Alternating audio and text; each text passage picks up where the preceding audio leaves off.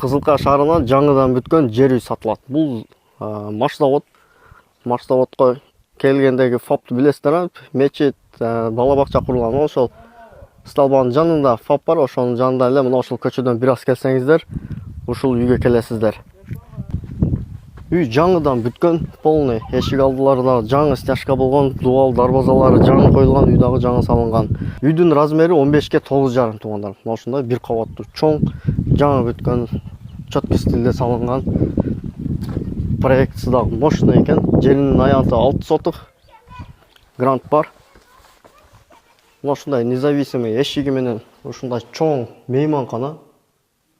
Аябай чоң мейманкана.